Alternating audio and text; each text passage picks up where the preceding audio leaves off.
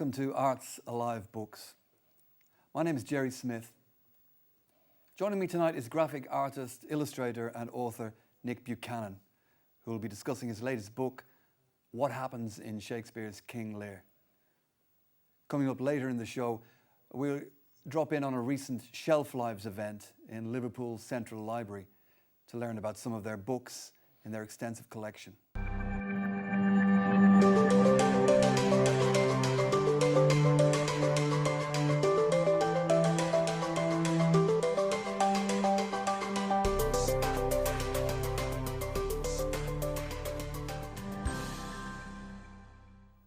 But first tonight, Nick Buchanan. Hi. Welcome, Nick. Hi, thank you. So, we're going to be talking a little bit about your book, What Happens in Shakespeare's King Lear. But can you tell us a little bit, first of all, about your background and your interests? Certainly. I was born in 1959, grew up in Anfield in the middle of Liverpool, and loved it. Summers were long, and I ended up growing up doing lots of different jobs, from co-op delivery boy to colour photo printing.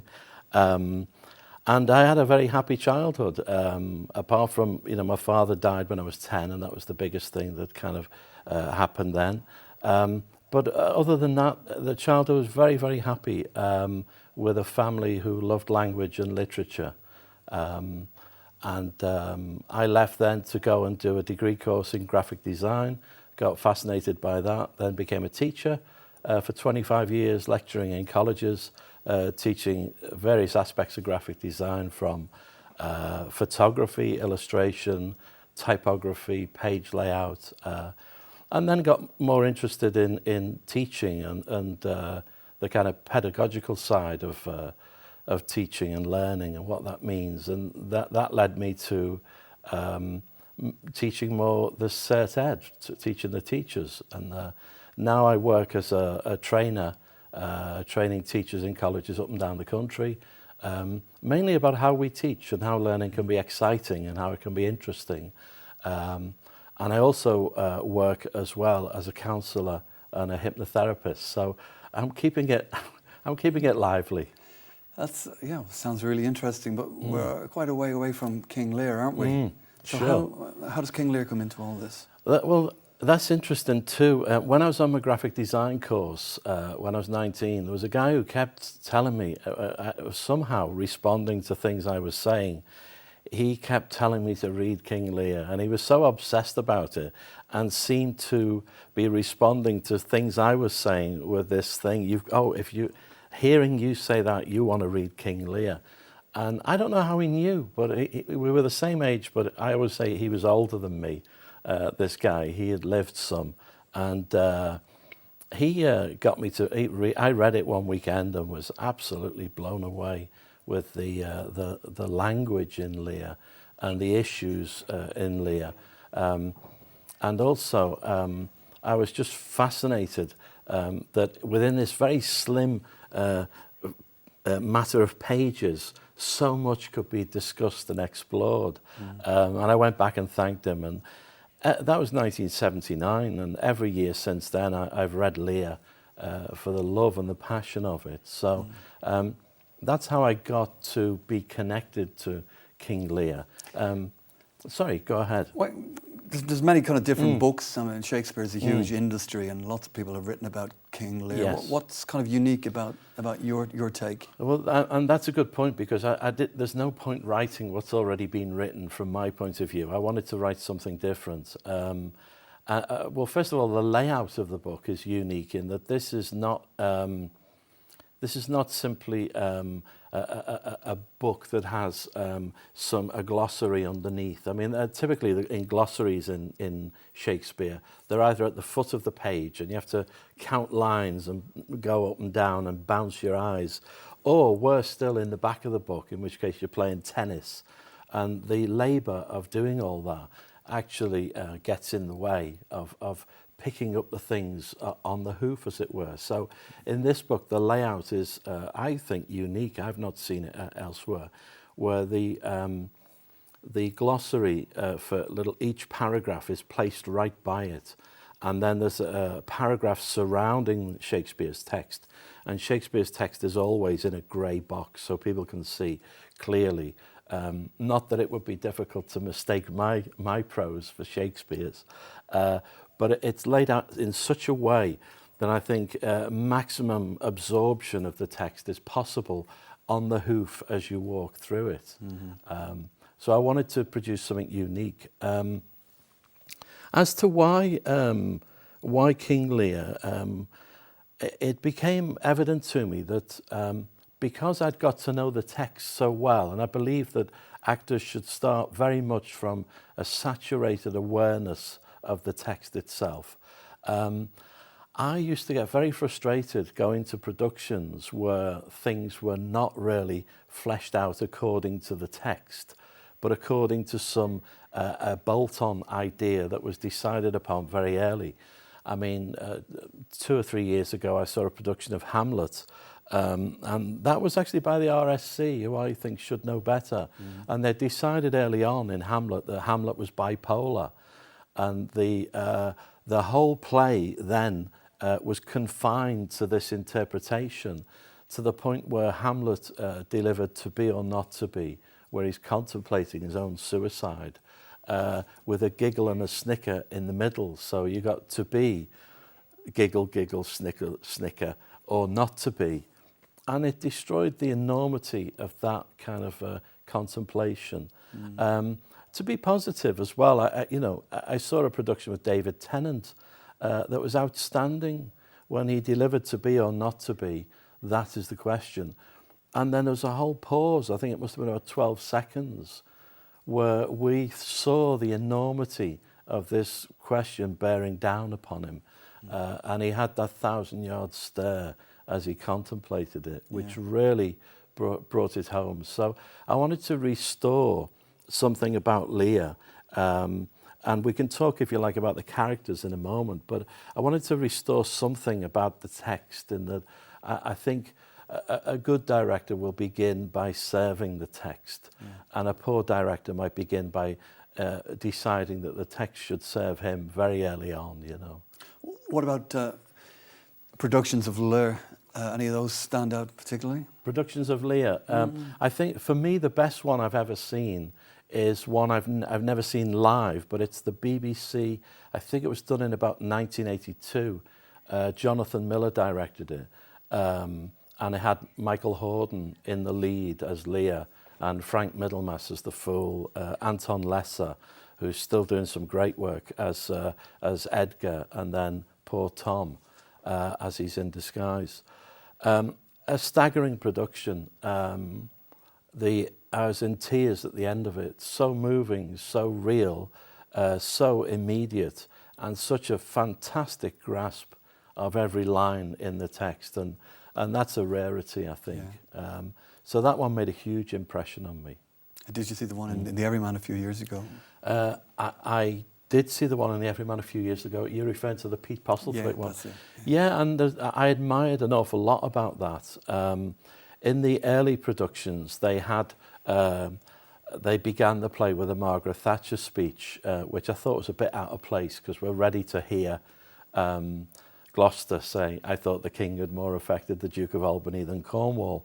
But we don't hear that. We hear a Thatcher speech, and I thought that was unsettling and didn't actually play well into the beginning of the play. I mean, one thing about the opening of Shakespeare plays is I think there's something in them that gives you a clue to a very key integral theme that's going to unravel.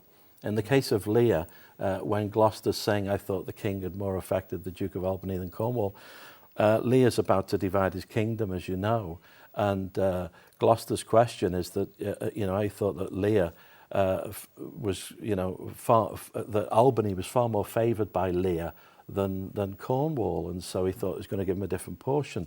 But now in the division of the kingdom, it seems not. And this question about things that seem and things that actually are is really the vertebrae of Lear for me, in that later in the play, when Lear realises that his daughters, Goneril and Regan, have duped him, and flattered him into giving away land that they don't deserve, we might say. He regards it as a covert and convenient seeming. And I think that's the essence of the play, about the difference between reality and representations of reality. And I think, again, that's useful why Lear begins with a map. You know, show me the map, and he's going to use the map to divide up the kingdom. But of course, a map is a representation of another reality, and this theme carries all the way through the play. So I wanted to speak about these things, you know. Okay, well, thanks very much for the time being. Join us in part 2, where we'll be looking at a Shelf Lives event at Liverpool Central Library, and Nick Buchanan will be talking about one of his favourite books, Pincher Martin.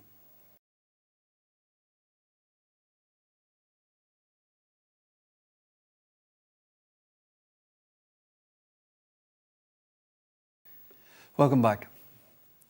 Shelf Lives is a series of monthly public talks in which academics from the English programme at Liverpool John Moores University explore some of the books at Liverpool Central Library and its extensive collections. We visited the event recently when talks came from Professor Brian Maidment, who spoke about John Clare's poems from 1820, and Dr. Brian Gibbons made the case for 3 Voyages, poems by Baudelaire, Yeats and Cavafy, and Professor Joe Moran tackled William Shakespeare's sonnets. And I thought I'd just give you a few lines of Clare. And this is a poem called The Moors, and it's quite an ambitious poem, and it raises this whole issue about how would you write a political poem if the modes of poetry that you knew about you'd really got from your own undirected reading. And as you'll see, he comes up with heroic couplets. Far spread the moory ground, a level scene, bespread with rush and one eternal green, that never felt the rage of blundering plough, though centuries wreathed spring blossoms on its brow. Still meeting plains that stretched them far away in unchecked shadows of green, brown and grey, unbounded freedom ruled the wandering scene, nor fence of ownership crept in between to hide the prospect of the following eye. Its only bondage was the circling sky, one mighty flat, undwarfed by bush and tree, spread its faint shadow of immensity. You can see Clare there trying to work within that sort of neoclassical mode of 18th century discursive poetry. Ithaca gave you the wondrous voyage. Without her, you'd never have set out. But she has nothing to give you any more. If then you find her poor, Ithaca has not deceived you. As wise as you've become, with such experience, by now you will have come to know what Ithacas really mean. Noticing, of course, that the singular Ithaca at the end turns into Ithacas. Precisely why? It's anybody's guess, but it seems to, again, universalise it. There are many possible goals or destinations. So Ithaca, the destination, has nothing to offer us.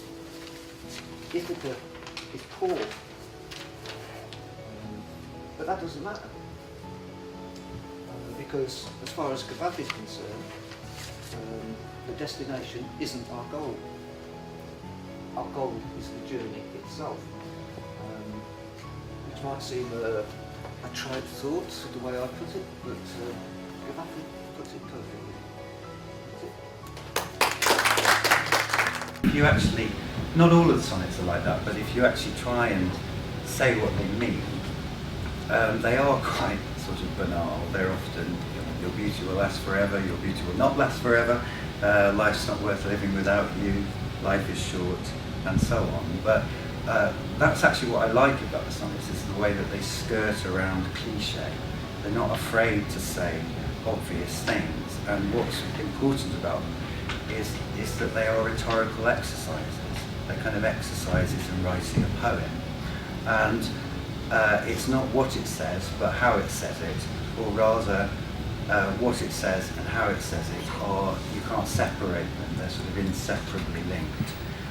Nick Buchanan joins us again to talk about one of his favourite books, third novel by William Golding, Pincher Martin. So, Nick, tell us a little bit about this book. Okay, well, first I came to this by the route of knowing a little bit about Lord of the Flies first, which was his first book and such a big hit. In many ways, I think most of his subsequent novels since are actually more interesting. But it began with Lord of the Flies and then The Inheritors, which is a remarkable book about the innocent early man and the rise of the Neanderthals and the predatory nature, and thus the fall of a very kind of innocent society, written in a fantastic language with very short words and sounds.